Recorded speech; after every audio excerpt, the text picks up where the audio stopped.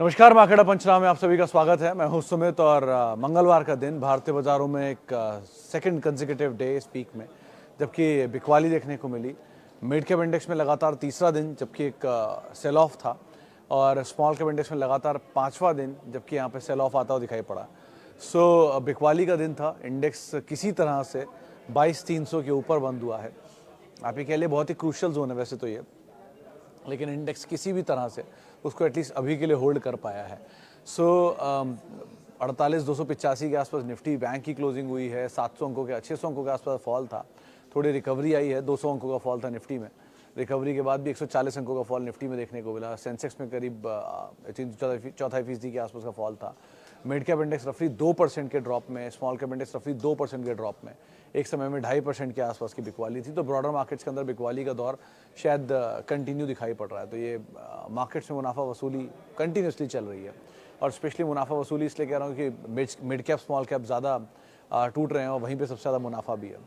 तो 50% चला हुआ मिड कैप, 70% चला हुआ स्मॉल कैप। प्रॉफिट टेकिंग थोड़ी बहुत यहाँ बनती है, वही प्रॉफिट टेकिंग यहाँ चल भी रही है।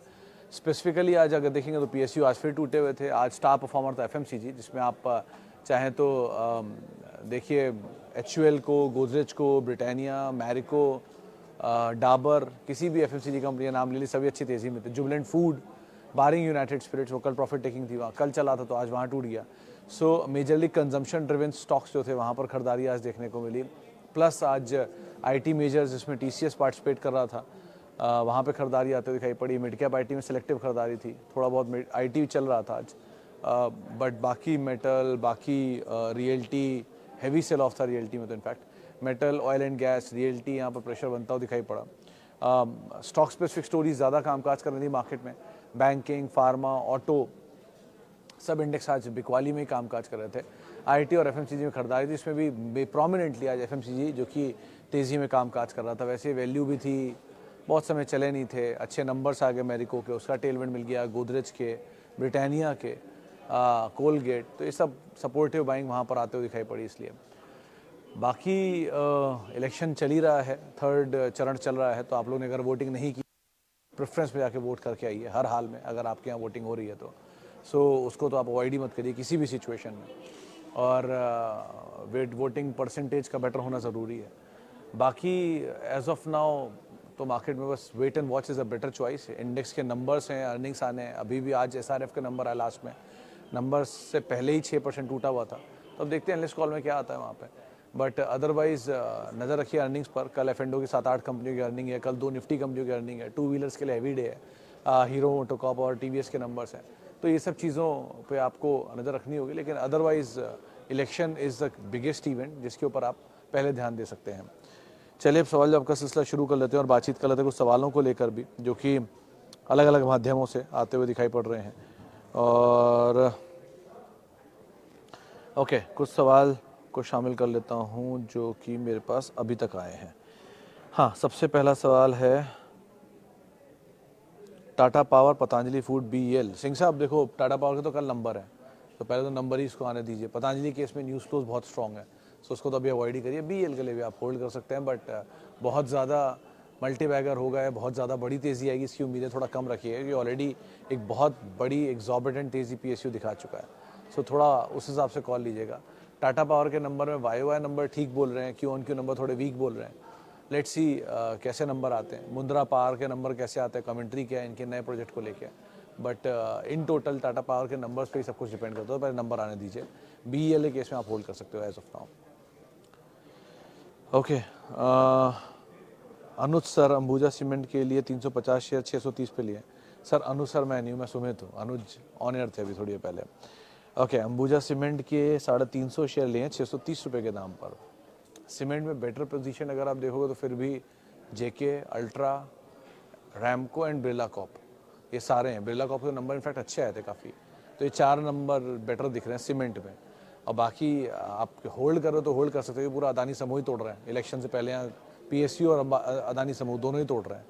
सो क्योंकि दोनों चले भी हैं और एंटिसिपेटरी की गवर्नमेंट अगर बदलाव हो जाती है तो शायद मार्केट इनमें एक बड़ी बिकवाली दिखा सकता है। सो इस एंटिसिपेशन में इसको तोड़ रहे हैं। लेकिन ये बाजार से पहले की बिकवाली है शायद, मतलब इलेक्शन से पहले ही बिकवाली, इलेक्शन के बाद इसका बहुत इम्पैक्ट रहेगा।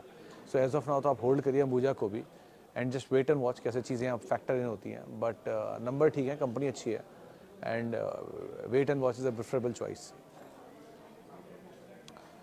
ओके, लाइन से पीएसयू के सवाल आने शुरू हो गए। NMDC, BHEL, BEL. Sir as of now जितने भी पीएसयू पे आप लोगों के सवाल हैं, चाहे बीएचईएल हो, एनएमडीसी हो, सेल हो, या बीईएल हो, कंटेनर कॉप हो, सब में एक ही चीज़ बोलूँगा कि किसी भी पीएसयू में अगर आप निवेशित हैं तो आप होल्ड करिए अभी, बट अब आपका स्टॉप लॉस बहुत ही क्लियर और बहुत ही क्रूशली पास होना चाहिए, क्योंकि ये ऐसे जंक्चर पर है जहाँ ऑलरेडी बड़ी तेज़ी दिखा चुका है। सो इतनी बड़ी तेज़ी के बाद आप पीएसयू में अगर एंटर करते हो तो आपके पास स्टॉप लॉस रखने के अलावा अभी के लिए कोई चारा नहीं है। स्टॉप लॉस ट्रिगर हो गया, आप बाहर हो जाओ, नहीं ट्रिगर होता है आप होल्ड करो, तेज़ी आती है वापस स्टॉप लॉस को और ऊपर की तरफ ट्रेल करते चलो। ये एक तरीका आपके लिए फिर भी फीजिबल है अभी के लिए। लेकिन इस तरह की एग्जॉर्बिटेंट तेज़ी, अनाप शनाप तेज़ी के बाद आप खुद ही सोचो, आरईसी पीएफसी से स्टॉक 3 के मल्टीपल पे होता था, 9 से 12 के मल्टीपल पे जा रहा है, 3 से 4 गुना स्टॉक हो चुका है ऊपर। तो आप अंदाज़ा लगाइए कि इस तरह की तेज़ी के बाद थोड़ा हल्का होना तो बनता है। अब वो हल्के होने में आपका स्टॉप लॉस खा लेगा या नहीं मुझे नहीं पता, या फिर कॉस्ट से कितना नीचे आएगा या नहीं मुझे नहीं पता। सो इसीलिए बोल रहा हूँ स्टॉप लॉस लेकर ही काम करिए, वो ज़्यादा बेटर है। लेकिन तेज़ी को ट्रेल करिएगा स्टॉप लॉस साथ, और जहाँ जहाँ आपको कैपिटल निकल सकता है वहाँ निकालते चलिएगा। ओके, टाटा मोटर के लिए लॉन्ग टर्म में हल्दर साहब वैसे तो आप बने रह सकते हो, लेकिन कुछ समय के लिए मेरे ख्याल से कंसोलिडेशन में जाना चाहिए, क्योंकि इसमें पीवीसीवी बिजनेस जैसी हटेगा या जैसी वो खबर आई है, आप अंदाज़ा लगाओ ना, जिस दिन वो खबर आई थी 1100 रुपये के आसपास या 1000 रुपये, 1050 के आसपास का दाम था, वहाँ से slowly and steadily Tata Motors slowly and steadily नीचे आ रहा है। सो बेटर इज़ कि आप थोड़ा अगर पैसा बन रहा है तो निकाल लो अभी मीडियम टर्म के लिए। लॉन्गर ड्यूरेशन ऑफ टाइम के लिए ठीक है, होल्ड करो, पीवीसीवी बिजनेस मिलेगा आपको आराम से, आप उनके शेयर को भी आराम से रखना अपने पास। निफ्टी 22,300 की पुट 134 में, क्या करें? वरुण सर देखो, पहली चीज़, पुट के लिए आप ओवरनाइट पोजीशंस नहीं होल्ड करते हो। अगर आप पुट बाय करके बैठे हो, पुट आप राइड करके बैठे हो तो बात अलग है, मतलब ऊपर की कॉल राइड करके बैठे हो, नीचे की पुट राइड करके बैठे हो, तो आप पूरे महीने उसका प्रीमियम खा सकते हो, बात अलग है। लेकिन जब आप पुट बाय करते हो तो आपको मोमेंटम को चेस करना होता है। आज इंट्राडे में 22,300 के नीचे निफ्टी गया तो आपकी पुट को अच्छा प्रीमियम मिल रहा होगा, आई एम श्योर, तो आपको लेकर निकल जाना चाहिए था। ऑप्शंस की क्वालिटी यही होती है कि ऑप्शन हमेशा आपको एंटर करना चाहिए मोमेंटम में, और मोमेंटम जहाँ मिले आप उसका इस्तेमाल करके निकल जाएं, क्योंकि वो जैसे जैसे टाइम देता चला जाओगे आप, वैसे वैसे टाइम डिले होता चला जाएगा। और वैसे भी आप एक बहुत बड़े इवेंट पे खड़े हो तो यहाँ तो वोलेटिलिटी रहेगी। अगर 22,300 के नीचे क्लोजिंग होती तो बाजार वीक मानते हैं लोग, लेकिन अभी के लिए 22,300 पे ही बंद हुआ है। सो कल अगर एक झटका नीचे का मिला तो शायद मार्केट वापस पुल बैक दिखा दे। सो लेट्स सी कैसे कामकाज होता है, बट अदरवाइज आप मोमेंटम का फ़ायदा उठा के निकलते ज़्यादा बेटर है। ओवरनाइट पोजीशन छोड़ने वाली सिचुएशन अभी है नहीं मार्केट में, सो आप उसको ध्यान रखना। कल किसी ने पूछा कैश मार्केट शेयर क्या होते हैं? सर, जिन शेयरों में फ्यूचर नहीं ट्रेडिंग अलाउड होता, कैश के शेयर वो होते हैं। मान लीजिए आपने कोई शेयर खरीदा जिसमें आप पूरी पैसे दे के आप शेयर खरीदते हो, डिलीवरी के लिए रख लेते हो, उन्हें कैश मार्केट शेयर कहते हैं। और आमतौर पे वो फ्यूचर में 120-200 शेयर होते हैं, बचे हुए जो शेयर हैं वो कैश मार्केट में आ जाएंगे, उनको कैश मार्केट शेयर कहते हैं, जो ब्रॉडर मार्केट में आते हैं, मिड कैप, स्मॉल कैप वगैरह। फ्यूचर के शेयरों में आप शॉर्ट कर सकते हो और आप on a period of time उन्हें होल्ड कर सकते हो। कैश के शेयरों में भी आप शॉर्ट कर सकते हो, लेकिन इंट्राडे में आपको कवर करना होता है। सो ये अंतर होता है आप, और बाकी कैटेगरी वाइज चीज़ें अलग अलग होती हैं। ओके, सीजी पावर 500 शेयर 48 की बाइंग है, कोल इंडिया 700 शेयर 254 की बाइंग है। जयप्रकाश जी, हर बार की तरह आपके पास तो बॉटम पे शेयर होता है, तो कुछ कहने की ज़रूरत ही नहीं है, होल्ड करिए, simple. Okay, please suggest fresh entry in FMCG stocks और एनी म्यूचुअल फंड। ठाकुर साहब देखो, एफएमसीजी कल तक किसी को भी नहीं पसंद था, चाहे वो एचयूएल हो, चाहे वो डाबर हो, चाहे वो गोदरेज कंज्यूमर हो, चाहे वो मैरिको हो, क्योंकि आज चल गया इसलिए सबको पसंद आना शुरू हो गया। So always bet on a stock when their chips are down. इसका मतलब कि उन पर आप तब बेट करो जब उन्हें कोई नहीं पूछ रहा हो। तो अगर आपको अच्छा लग रहा है तो फिर भी वही सवालों का जवाब है, आईटीसी अच्छा है, एचयूएल अच्छा है, मैरिको के नंबर अच्छे हैं, बट ऑलरेडी मैरिको चल चुका है तो इस बार मैरिको को छोड़ दो, टाटा कंज्यूमर अच्छा है। सो लाइकवाइज आपको कहीं नीचे मिलते जाएं तो आप आराम से ऐड करिए, they are good quality stocks, समय लगता है उनको चलने में लेकिन चलते हैं, वन।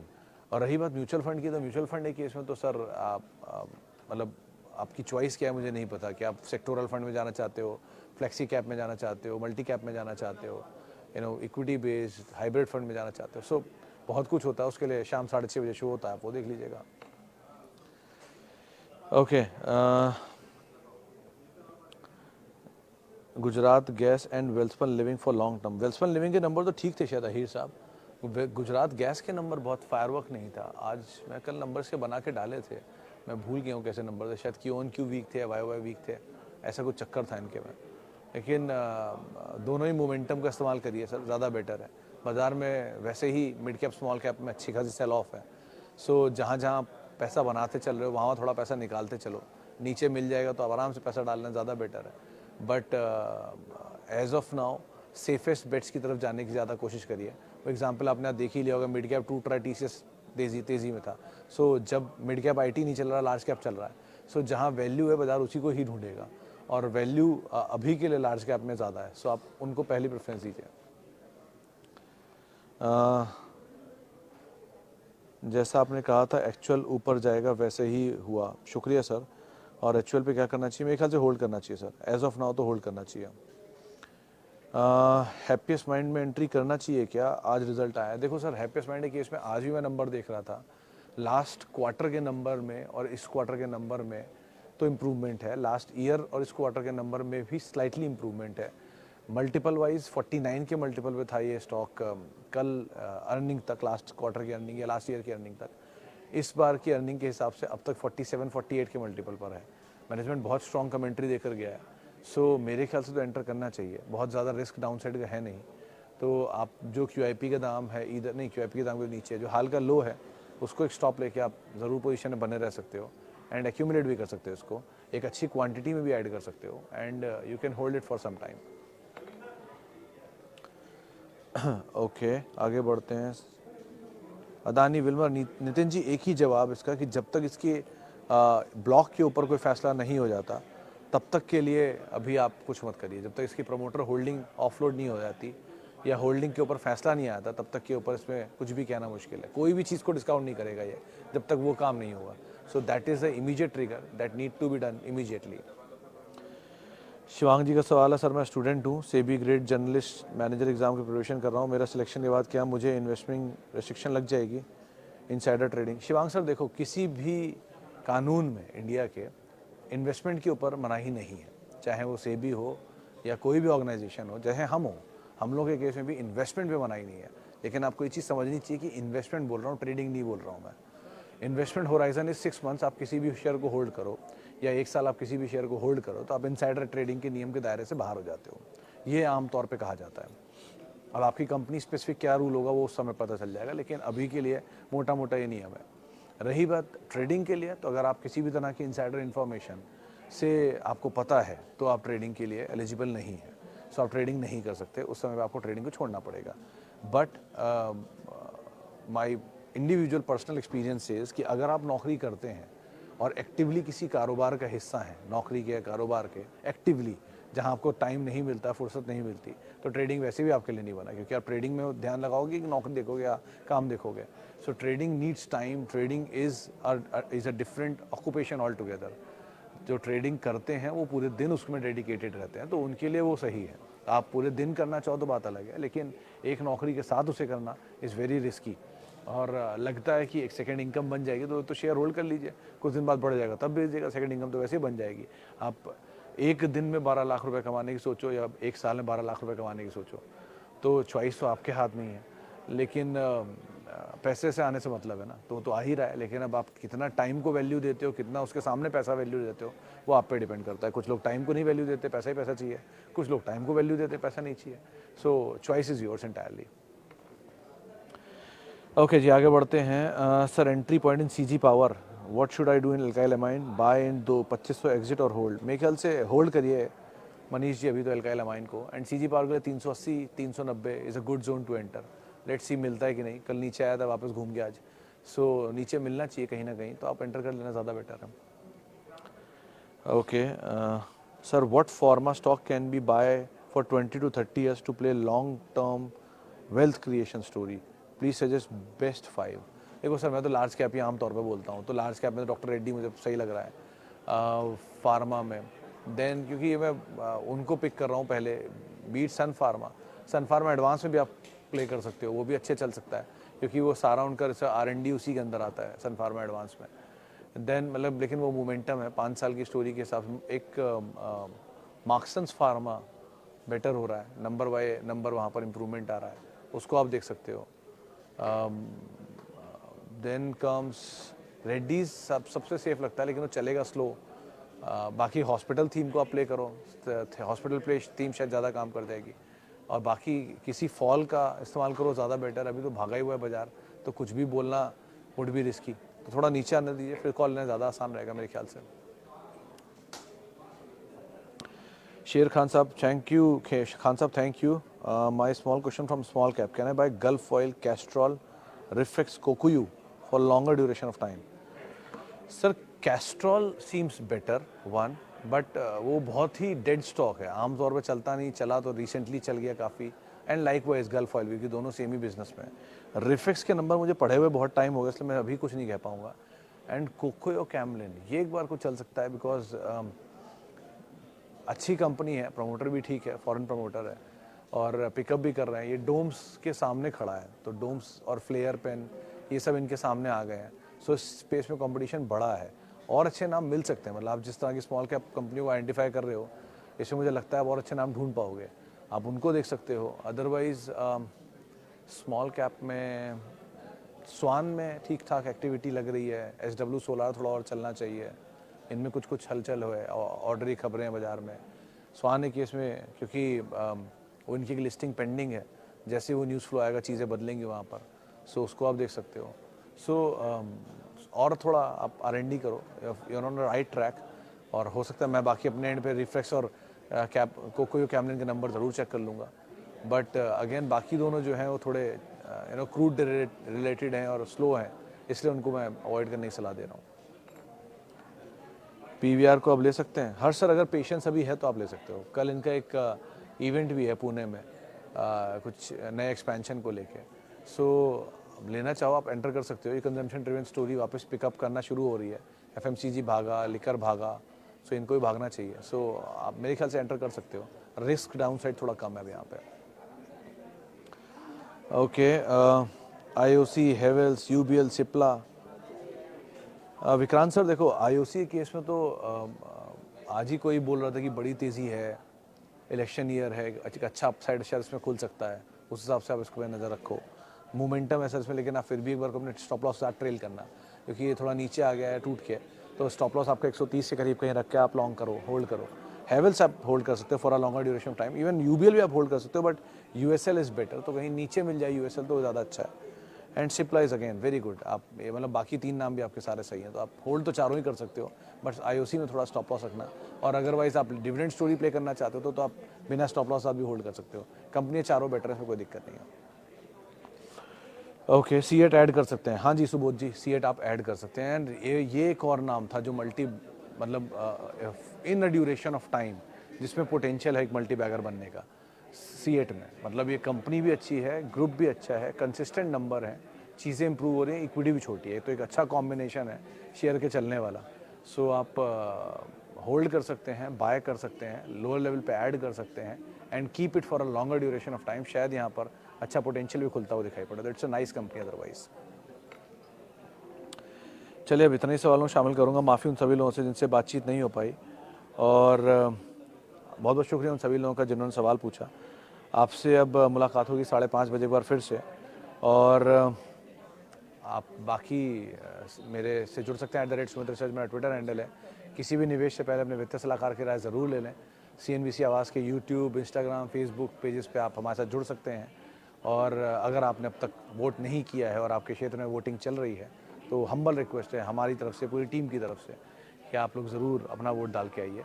और बाकी वोट के बाद आपसे फिर मुलाकात होगी। फिलहाल के लिए इतना ही, नमस्कार।